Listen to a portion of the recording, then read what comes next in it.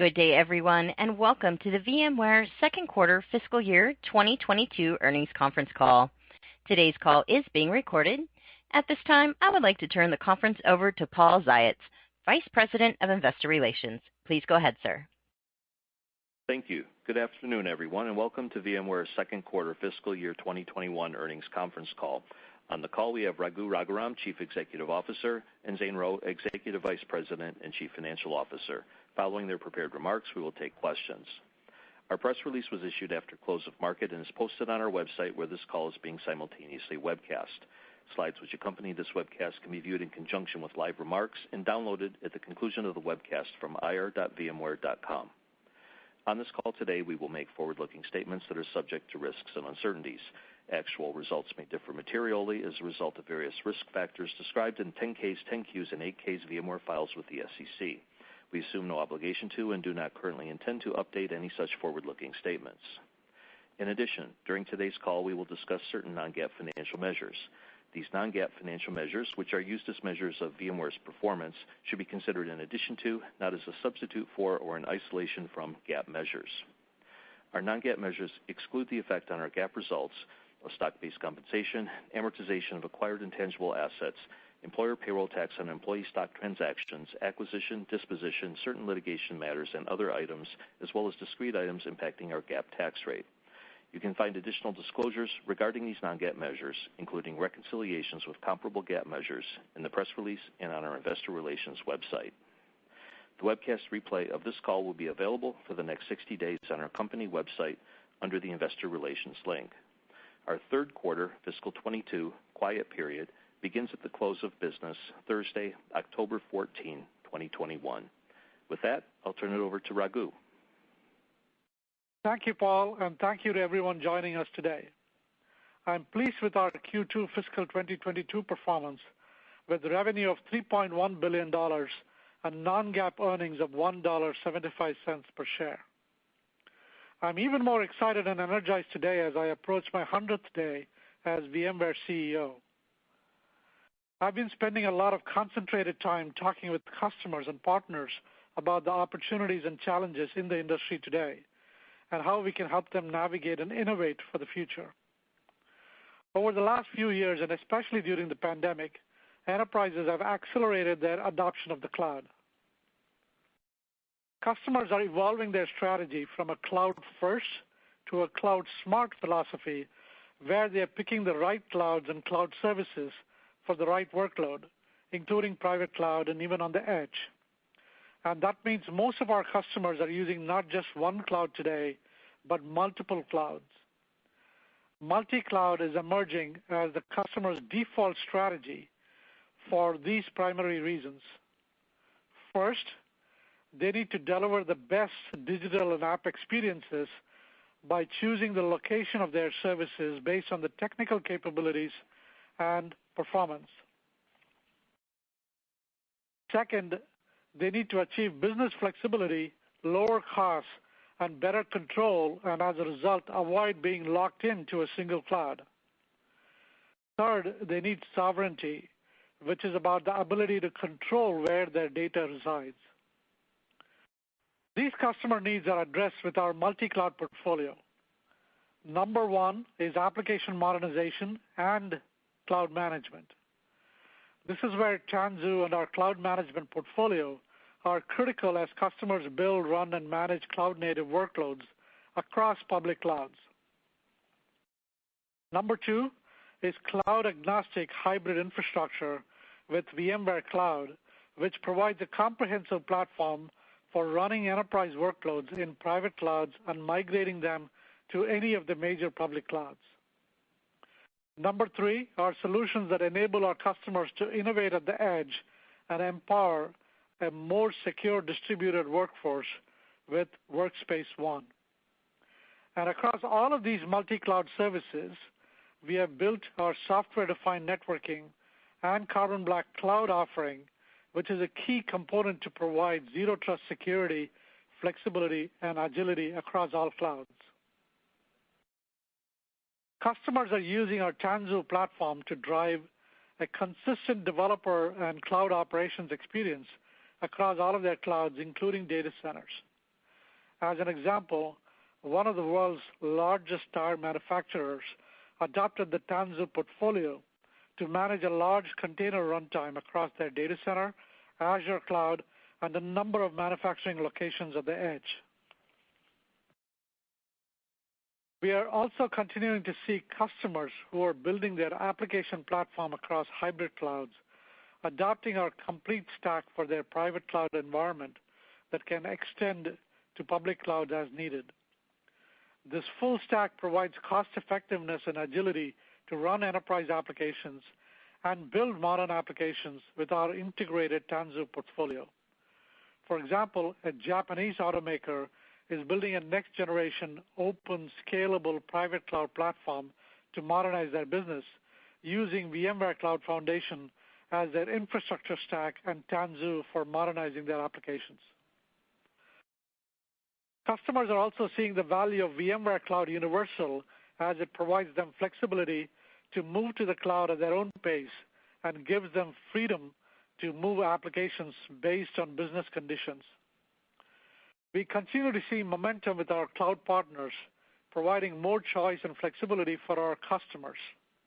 In Q2, VMware Cloud on AWS customers continued to expand their usage as we delivered key engineering capabilities and footprint expansion, including a new AWS Milan region.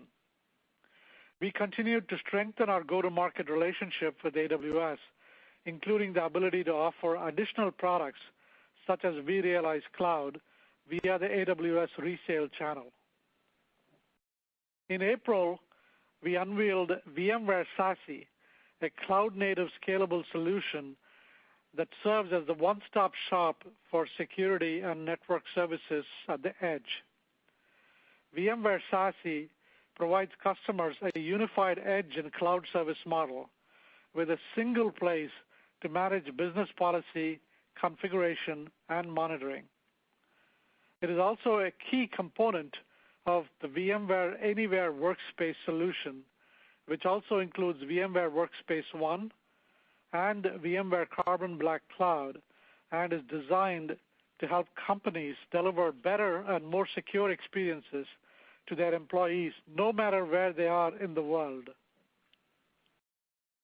We continue to work with Zoom Video Communications during the quarter to drive interoperability between VMware Anywhere Workspace and the Zoom platform, enabling a better and more secure collaboration experience for hybrid work environments.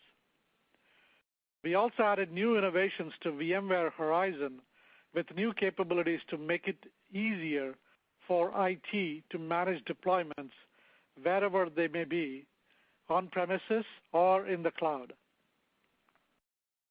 Over the past few months, VMware garnered recognition from industry-leading analysts. VMware has been recognized as a leader in the August 2021 Gartner Magic Quadrant for unified endpoint management tools for the fourth consecutive year. Additionally, VMware was positioned as a leader in the Forrester Wave Endpoint Security Software as a Service, Q2 2021. And IDC ranked VMware number 1 in Worldwide IT Automation and Configuration Management 2020 market share, as well as ranking VMware number 1 in Software-Defined Compute for 2020 market share. In Q2, we received recognition in support of our ESG efforts, including ranking in the top 1% in emissions intensity versus industry peers on the ISS Climate Scorecard for the fiscal year 2020. VMware was also named to the Forbes 2021 list of best employers for women and was recognized as a best place to work for disability inclusion in 2021.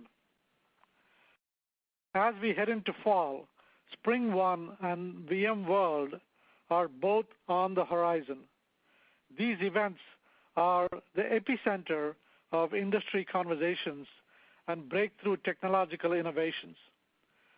Spring One takes place September 1 and 2, and is optimized for developers, DevOps pros, and software leaders looking to build scalable apps and learn more about the Spring Framework, Kubernetes, app modernization, and more.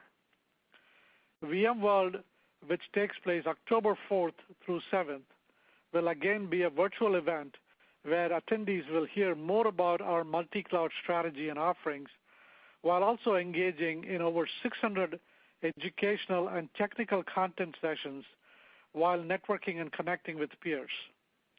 I look forward to seeing you online at these two events. We remain on track to spin off from Dell in early November of this year. As a standalone company, we will have increased strategic, operational, and financial flexibility to drive VMware's growth strategy while also strengthening our long-standing strategic relationship with Dell, a partnership we expect will continue to benefit our customers and partners, as well as both Dell and VMware. I'll now turn it over to Zane for more detail on our business performance. Thank you, Raghu. We're pleased with our Q2 and first half of fiscal 22 financial performance. Total revenue for Q2 was $3.1 billion, with combined subscription and SaaS and license revenue growth of 12% year-over-year to $1.5 billion, which was above our expectations for the quarter. Subscription and SaaS revenue grew 23% year-over-year, with ARR up 26% to $3.2 billion. License revenue exceeded our expectations in Q2, with growth of nearly 3% year-over-year to $738 million. We continue to focus on developing and accelerating our subscription and SaaS portfolio and made good progress in Q2 towards that goal. Our largest contributors to sub and SaaS were VCPP, Modern Applications, EUC, Carbon Black, and VMware Cloud on AWS, which grew revenue nearly 80% year-over-year.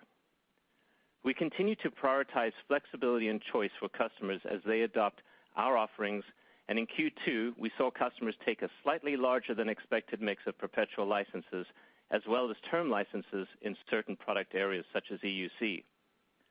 We're also driving continued momentum with our VMware Cloud solutions, and hyperscaler-led agreements are becoming an important channel for scaling our cloud offerings. With this route to market, the length of time from bookings to revenue can be slightly longer as compared with VMware direct sales. Our non-GAAP operating income for the quarter of $924 million was stronger than expected, driven by higher revenue and lower than expected expenses.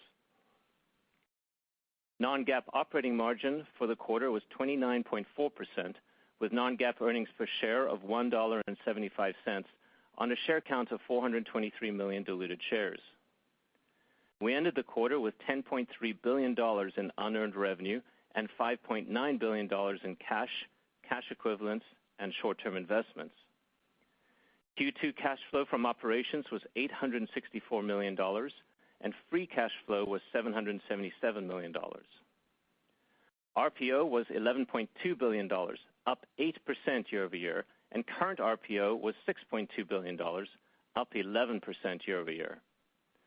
Total backlog was $66 million, substantially all of which consisted of orders received on the last day of the quarter that were not shipped and orders held due to our export control process. License backlog at quarter end was $19 million. We're pleased with the overall bookings performance in Q2 as we continue to grow our subscription and SaaS offerings. We saw year-over-year product bookings growth in major product categories, including our multi-cloud and modern applications businesses, as well as EUC. Core SDDC product bookings increased over 20% year-over-year, with compute also increasing over 20% and cloud management up over 30%. Compute growth was strong in both on-prem and cloud deployments, benefiting from an improved economic backdrop, strength in our commercial business, thanks in part to our partners, and continued growth in our multi-cloud subscription and SaaS offerings. Growth in our cloud management business was driven by vRealize Cloud Universal, a service that enables customers to manage their entire multi-cloud environment, including on-prem, edge, and public clouds. Adoption of vRealize Cloud Universal is a great validation of our multi-cloud strategy, with more customers now embracing a unified, cloud-based approach for managing their hybrid and multi-cloud environments.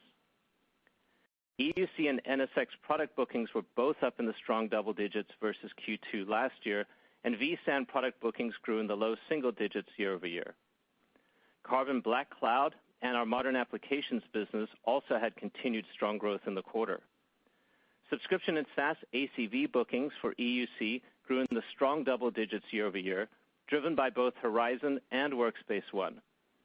As employees continue working in hybrid environments, customers are leveraging VMware's Workspace offerings to support employees anywhere they work, from knowledge workers back in the office or at home to essential employees and frontline workers. In Q2, we repurchased 2.2 million shares in the open market at an average price of $160 per share. Through the end of Q2, we have utilized $2.2 billion from our current repurchase authorization of $2.5 billion. We successfully completed a $6 billion bond offering in preparation for a special dividend payout to all stockholders associated with our planned spinoff from Dell Technologies in early November of this year. Our Q2 cash balance does not reflect the proceeds from this bond offering. We will continue to invest in growing our business both organically and inorganically and return excess capital to shareholders through share repurchases. We also remain committed to an investment-grade profile and credit rating, and we expect to use free cash flow primarily to delever following our planned spinoff from Dell. Turning to guidance for fiscal 22, we are reiterating our expectation for total revenue of $12.8 billion, a growth rate of approximately 9% year over year. We expect to generate $6.27 billion from the combination of subscription and SaaS and license revenue, or an increase of approximately 11.5%, with approximately 51.5% of this amount from subscription and SaaS. We're increasing guidance for non-GAAP operating margin for the full year to 29% and non-GAAP earnings per share to $6.90 on a diluted share count of 423 million shares. We're maintaining our cash flow from operations guidance of $3.9 billion, which now includes nearly $100 million in debt issuance costs and estimated costs associated with the planned spinoff. And we're also maintaining free cash flow guidance of $3.52 billion. Additional details for FY22, such as other income and expense, are contained in the slide deck accompanying this call. For Q3, we expect total revenue of $3.120 billion, or a growth rate of approximately 9% year over year. We expect $1.47 billion from subscription and SaaS and license revenue in Q3, or an increase of nearly 12% year over year, with approximately 56% of this amount from subscription and SaaS. We expect non-GAAP operating margin to be 27% for Q3, with non-GAAP earnings per share of $1.53 on a diluted share count of 422 million shares. Additional guidance details for Q3, such as other income and expense, are contained in the slide deck accompanying this call. In closing, I want to thank our customers, our partners, and the entire VMware team for a good second quarter and first half of fiscal 22. As we head into our second half and the spinoff later this year, we're energized by the opportunities we see to help customers leverage our trusted software foundation for their multi-cloud environments. And we look forward to seeing many of you at our analyst meeting to be held in conjunction with virtual VMworld in early October. We'll notify you of the day and time in the coming weeks. I'll now turn it back to Paul for Q&A. Thanks, Zane. Before we begin the Q&A, I'll ask you to limit yourselves to one question consisting of one part so we can get to as many people as possible. Operator, let's get started. Thank you. If you'd like to ask a question, please press star followed by the number 1 on your telephone keypad. If you're calling from a speakerphone, please make sure your mute function is off to ensure your signal can reach our equipment. Again, star 1 to ask a question. And first we'll go to Mark Murphy from J.P. Morgan. Your line is open. Yes, thank you very much, and congrats on all the success. Raghu and Zane, so it's another quarter where the mix went slightly more to perpetual in term, but you have this strong SaaS ARR growth and strong CRPO growth. When you step back and think about that, do you think the imprint of the pandemic is kind of altering the equilibrium of cloud versus hybrid versus on-prem deployments, and this is how it's manifesting, or do you think that it's more of a kind of a temporary bounce back in that perpetual and term piece? Hey, Mark, this is Zane. I'll start and then let Raghu weigh in with his thoughts. As you point out, it was actually a good quarter for us with our sub and SaaS businesses growing 23% in revenue. And as you mentioned, we're quite pleased with the 26% ARR. I don't think fundamentally it's driven by COVID or anything necessarily in the marketplace. For us, I pointed out two of the trends in my prepared remarks, one being around choice, and candidly, as it related to, in particular with our Horizon product, we were expecting a few more customers to lean into the sub and SaaS part of that portfolio versus the term license, and for a variety of reasons, they chose term, which on the margin actually did impact our split between sub and SaaS and on-prem. So we're actually pleased with what we're seeing with that product. I called out EUC performance this quarter, which was remarkable performance year over year. It's just that the mix, if you will, within those products shifted a little bit more to term than we had expected originally. And then on top of that, we're very excited about the business we have with the hyperscalers, and that's become an important route to market for us. We have a lot of innovation and a lot of work going on with those. That go-to-market effort takes a little longer than just the direct sell as it relates to VMC-type products on multiple hyperscalers. So, that I think is another area where we're probably a little more, opportunistic early on than what's coming to fruition here as we think about just timing and getting those customers on board. And then lastly, I've pointed out, we've seen good strength across the portfolio.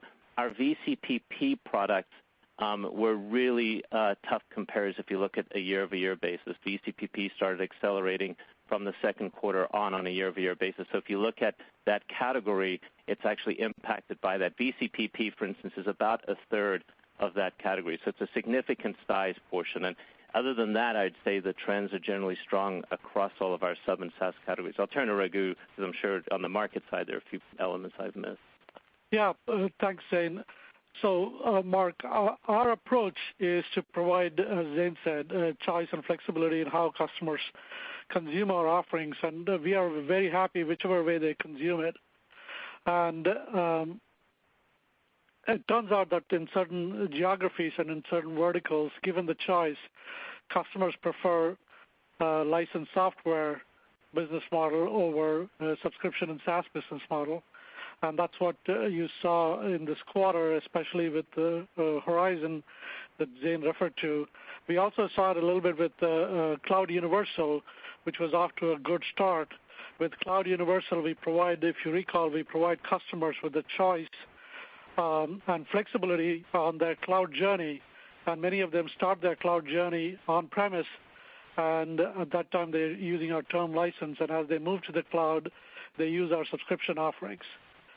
But if you step back and if you actually look out over the next year or so, we are very bullish about our overall subscription and SaaS portfolio. This is a big focus of mine, as I've talked about before. And if you look at most of our recent products and innovations, they've all come to market with a subscription and SaaS business model, and that will continue. In addition, we are taking all of our existing perpetual licensed software products and making them also available in a subscription and SaaS business model, and that work is underway, and that includes products like vSphere, our HCI product line, as well as NSX. As we do that, we'll be strengthening our subscription and SaaS go-to-market mechanisms even more with programs like Universal, et cetera. So over the next year, I actually expect our subscription and SaaS business growth to accelerate. Thank you, Mark. Next question, please. Next, we'll go to Raimo Lenschow from Barclays. Your line is open.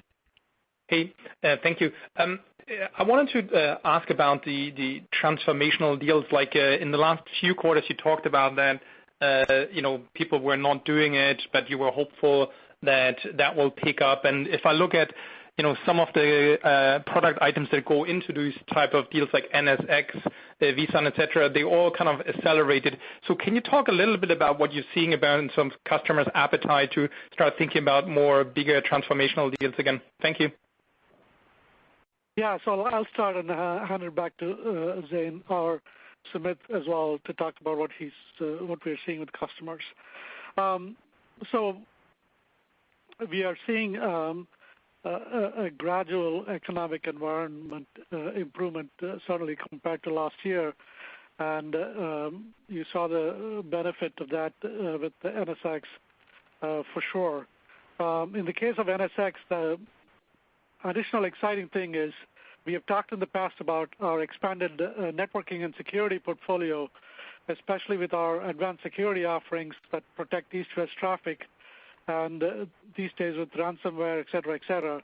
So protecting east-west traffic has become a big deal. And so we are seeing an increased pickup in our security products with some big wins this quarter. Also, with our software-based load balancing, there is a tremendous TCO advantage over and in capabilities over conventional load balancers. So we have seen all of that contributing to networking growth. In the case of storage, our vSAN product line, our VxRail was pretty strong this past quarter, and our commercial business also grew. And so those are all some of the contributing factors. Sumit? Raimo, I'll just jump in. This is Zain. Just to help you sort of think about the size, I called out the commercial part of the business that saw really good success in the second quarter. If anything, I think that was the surprise. If you take a step back and look at our enterprise agreement mix as a rough proxy for some of those larger deals, we were at approximately 44%, which was actually consistent with last year. The mix within that wasn't quite as episodic, if you will, with some larger and some smaller. We actually had a good mix of customers that were over. We usually use the $10 million mark as a proxy for sort of a large versus smaller deal, and we had the same number, 22 customers that were greater than $10 million, which was consistent with last year as well. So, we're pleased with that trend. We think as we have more sub and SaaS, we'll be seeing more moderation in our large deals, but we're pleased with that trend for the quarter. Yeah, I think this is Sumit. The only thing I would add to that would be that, the engine that we have now, which is helping customers on transformation, is different than what you have traditionally thought of transformation. Now, if you look at our top deals, many of them have a Tanzu solution, which is a significant transformation for our customers in enabling a brand new application platform for them, as well as how they are going to adopt multi-cloud. So we're very pleased with that trend, and then just like Zain mentioned, our investments in the commercial front is leading to great volume of deals, which is helping our business as well. Thank you, Raimo. Next question, please. Next, we'll go to Mark Moerdler from Bernstein Research. Your line is open. Thank you very much, and congrats on the quarter. Look, as the company is now focusing more and more on subscription and SaaS, I'd like to ask a couple questions related to try to better understand the transition. First off, is this are we seeing more of existing license maintenance customers moving over to either term licenses or SaaS, or is this predominantly new workloads? And the second part is obviously there's multiple things shifting and there's some new products in here, but how should we think about the revenue lift over time when comparing a traditional license maintenance deal versus what you would get with either term or SaaS? Thank you. Sure, I'll start, and then again let Raghu jump in. I'd say it's a good mix of both. If you look at our renewal rates, they remain high, and we're quite pleased with what we're seeing on the S&S side and the maintenance side. I'd say opportunistically, where we have products that offer our customers that flexibility, we're taking advantage of that with our customers to rethink their portfolio of our products. And in some cases, we've mentioned it in particular on the universal side and on the management side, and we have with EUC for a number of years now, seen success in pivoting that over. We believe there's value there both for ourselves as well as the customers. If you think about just the sub and SaaS nature of the business, there's an opportunity for upgrading. There's an opportunity to do more with our product set, and in many cases, we see more value, to both them and ourselves. When we make that pivot, it's usually with a premium associated with it. So we do appreciate the fact that we would expect to see revenues increase over time, even if you were looking at just the existing install base and moving that install base over to more of a sub and SaaS centric portfolio versus where they are today with on-prem. So if you just looked at that, but in addition to that, and more importantly, we believe, is the opportunity with the solutions to enter into new opportunities and more greenfield opportunities there. So we see, tremendous benefits in the long run here with both parts of the portfolio, but allowing more customers to work with us on their journey. Yeah, and just to add a little bit more, I think when customers convert to our subscription and SaaS offerings, especially the SaaS offerings, we also see the increased possibility of upselling and cross-selling them a larger portion of our portfolio more easily, because customer uptake of SaaS is easier than customer uptake of on-premise license, where they have to install software and deploy it, etc. And so not only is the individual lifetime value of a product when a customer goes to the SaaS equivalent good, the possibilities of us selling and getting them to use more of our portfolio is also very good. Thank you, Mark. Next question, Thanks. please. And next we'll go to Matt Hedberg from RBC Capital Markets. Your line is open. Great. Thanks for taking my question. Raghu, you mentioned you're 100 days in here, and I'm sort of curious, as you sit back and reflect, Pat used to say that COVID, really is moving this IT market faster to the future. I'm wondering now, after you've been in the seat for a while, if you reflect back over the last year, and I think even more importantly, looking forward, does that philosophical kind of underlying trend still play out in customer conversations? I'm just sort of curious if at that level of the conversation, people, IT executives think that way. Yeah, certainly. I think, as you mentioned, the pandemic certainly accelerated things that the customers were already thinking about. As I said in my opening remarks, actually over the last 90 days, I've probably spoken to nearly 200 customers, and Sumit's done his own set of 200 customers, and the feedback is overwhelmingly clear and consistent. And the feedback is that customers are evolving their cloud strategy on the one hand, and they're going from not just being cloud first, but going to being cloud smart.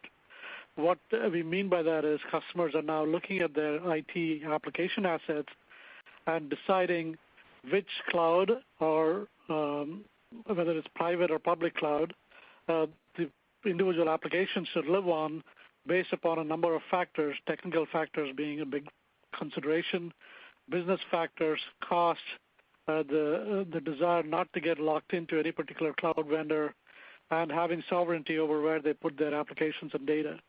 So what we are seeing as a result of the evolution from our customers, partly propelled by the pandemic, but also partly propelled by customers' maturity with the cloud, is customers are becoming multi-cloud.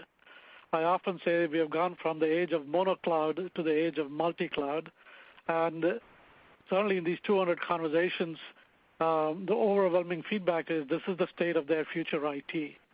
And what we are doing is pivoting our portfolio, or positioning our portfolio to become the multi-cloud platform for our customers. We are doing that in three ways. One is enabling them to execute their application transformation on the cloud of their choice using our Tanzu portfolio. and Tanzu is getting increased momentum, especially in the public cloud, to help them master the complexity of doing application modernization in the cloud. And of course, by putting our cloud infrastructure across all clouds, and we are the only one with the cloud infrastructure across all clouds, and forming the strategic partnerships with all of the cloud vendors, we are helping them take their enterprise applications to the right cloud. And then last but not the least, the other aspect of the fundamental change caused by the pandemic, where we are all not going back to pre-pandemic state, is remote workforce, right? We are firmly in an age of distributed workforce, and this has given us the opportunity to bring our SASE solution to market, integrated with our Workspace ONE solution to deliver this Anywhere Workspace platform, which is also getting a lot of interest. So what I would say, long-winded answer to your question, is the pandemic accelerated some trends that were firmly underway, but it's also caused a corresponding maturity amongst customers to take a step back and look at how they want to run their IT over the next decade. And multi-cloud is one such pillar. The distributed workforce is another such pillar. The growth of the edge is a third pillar. And put it all together, IT is becoming more distributed, and we are benefiting from that. Thank you, Matt. Next question, please. Next, we'll go to James Fish from Piper Sandler. Your line is open. Hey, guys. Thanks for the question. Raghu, I wanted to go back to your commentary on VMware SASE. What are you seeing in terms of the competitive environment, especially as it pertains to really those fully unified and consolidated solutions, rather than, VMware offers the SD-WAN side and partners on the security side? And any further color about how to think about the growth and adoption of Carbon Black at this point, as it's been a bit since we got an update. Thanks, guys. Yeah, so you had two subparts of the question, and I'll break it up a little bit. So if you think about SASE, it's the fundamental aspect of a zero trust security architecture that our customers are putting in place. And there are two aspects to the SASE momentum that we are seeing. One is, like you pointed out, as a pure extension of the wide area network re-architecture that's underway.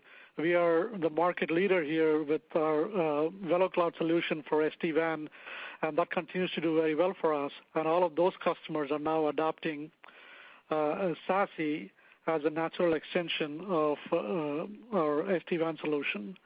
But the more strategic and the more interesting thing that's happening in the marketplace is, I'll refer you to what I just said a few minutes ago about remote work becoming a standard part of the enterprise workforce, how an enterprise workforce is structured. And so customers are increasingly looking to see how would we secure and manage a remote workforce. And in that context, SASE is an important component of the solution, but not the only component of the solution. If you think of you and I working from home, what is the things that we need? The first thing we need is fantastic network experience because we are on Zoom or Teams calls all day long. And so the VeloCloud solution provides that. Then, of course, we might be accessing it from an untrusted network from home, accessing the corporate network, so SASE becomes super important. But at the same time, things like Carbon Black become super important. And then how does IT provision and manage users at their homes? Our Workspace ONE solution becomes super important. So we see SASE as part of our larger Anywhere Workspace solution, and we are very, very differentiated there. And we think that is the platform sale as time goes on in this industry. For SASE, we'll have, there are two components to it. One is there will always be a point selling motion, but also a platform selling motion as part of the Anywhere Workspace solution. So that's part one of what you asked us. Part two of what you asked me is about Carbon Black, and Paul Zayats is looking at me to cut my answer short, so I'll keep it short here. Carbon Black also had a good quarter. Carbon Black Cloud did well, and we are executing on two axes there. One is strengthening the Carbon Black Cloud solution. We added things like device control for Mac and many other new features. But the more interesting thing with Carbon Black is the integration and the leverage we are getting from the rest of the portfolio. This is what we've been talking about for the last year or so, where, for example, we're now integrating Carbon Black Cloud endpoint protection with our VDI solution, we are introducing Carbon Black Workload and integrating it with our vSphere solution.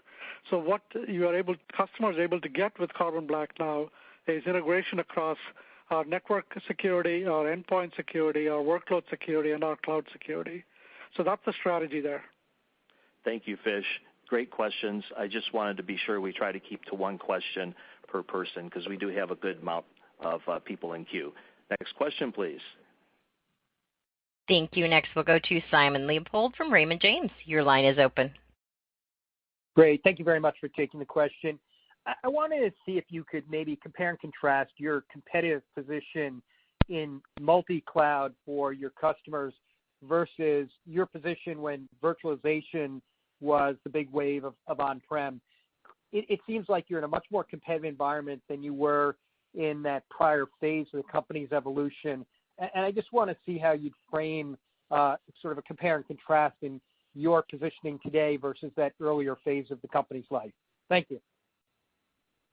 Yeah, so if you think about the evolution of VMware as a company, right?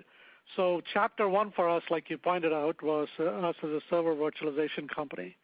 And we did that really well, and today we are trusted by hundreds of thousands of customers as the core compute environment in their data center, running all of their mission-critical applications. Chapter two was to expand from that into the private cloud or the software-defined data center, which has also gone very well for us. And the combination of chapter one and two is that we are indeed the trusted foundation, number one, for our customers. And number two, all of our customers' technology teams, the IT teams, use VMware technologies and tools and processes to run all of their applications and infrastructure. Now, chapter three for us is the multi-cloud and application chapter. And here, I would say we are very well positioned, in fact, very well differentiated for the following reason.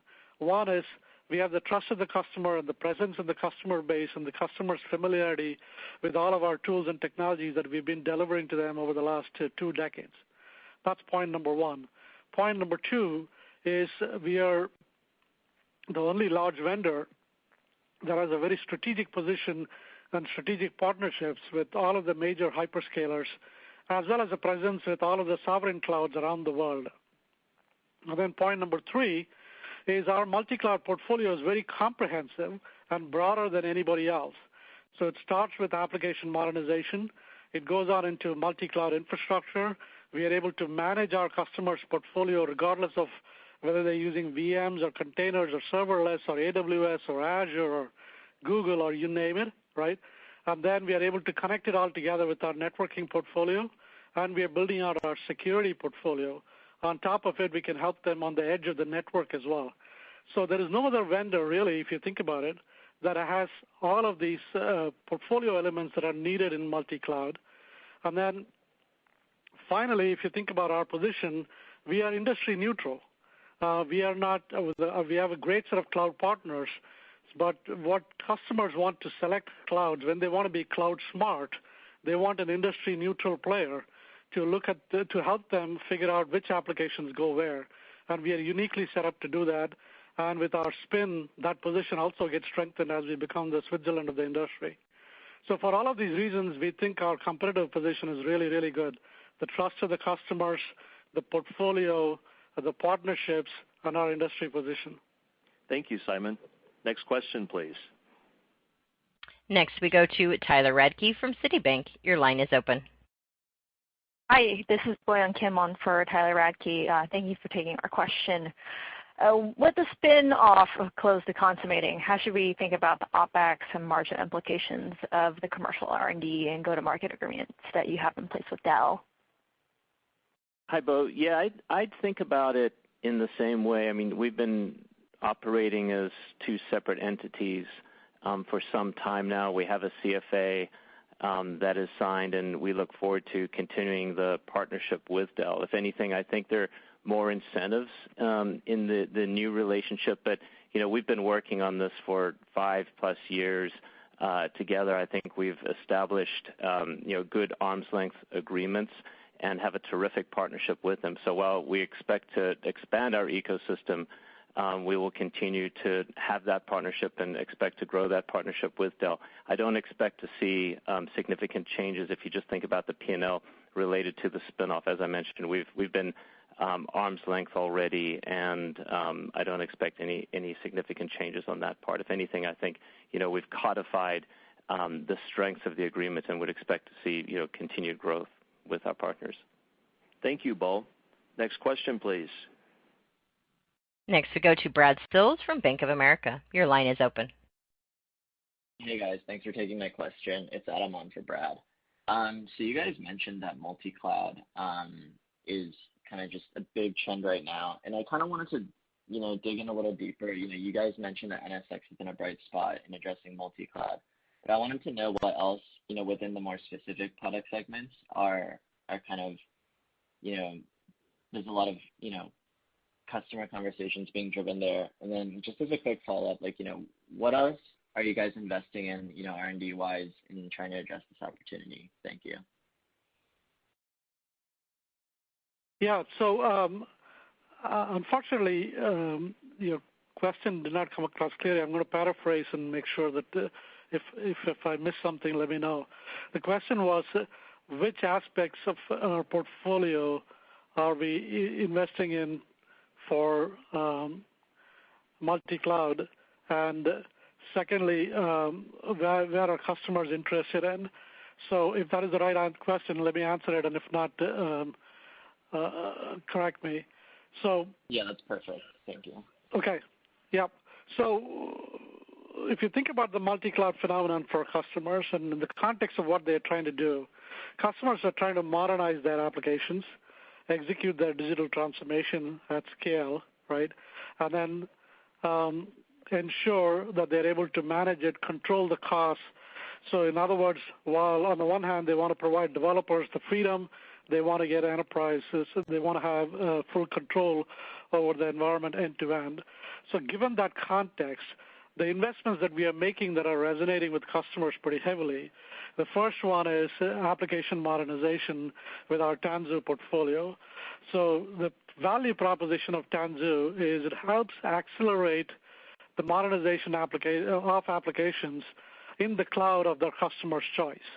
And as we spoke in our prepared remarks, Tanzu is seeing growing momentum and for the value propositions that it delivers and the fact that it delivers it across not only any single public cloud, but across all public clouds and on-premise and in the edge. We talked about a global tire manufacturer deploying Tanzu across their numerous edge locations in their data centers and on Azure. So that's one example. The second is the cloud agnostic infrastructure, which we started with the VMware Cloud Foundation on-premise, which is the basis of the majority of the private clouds that enterprises are deploying. We extended that to VMware Cloud on AWS and then subsequently partnered with Microsoft and with Google to create a multi-cloud infrastructure that's present across all clouds. Customers are using that to move to the cloud because it turns out that if you use VMware Cloud, you can move to the cloud in half the time or half the cost with any other mechanism. So that's another one, and at the same time access all of the innovation in the clouds. So that's the second core pillar of our multi-cloud strategy. The third pillar of our multi-cloud strategy is management, because when customers start to deploy applications across all of these clouds, the cost is a big factor, compliance is a big factor, control is a big factor, governance is a big factor, and our management portfolio helps them. And the last I would say is networking and security. So these are all the areas where our portfolio is very relevant to customers. Thank you. Next question, please. Next we'll go to Keith Bachman from BMO. Your line is open. Hi, thank you. Appreciate the opportunity to ask a question. Raghu, I think this is for you. In the quarter you just reported, you indicated that 25% of total revenues were SaaS and subscription. If I look at your guidance for Q3, it suggests that will move up to 26% of total revenues. On the last call and this call, you've reiterated your perspective that you want to accelerate the pace of movement to SaaS and subscription. And I was hoping if you could just define that or how you should think about it.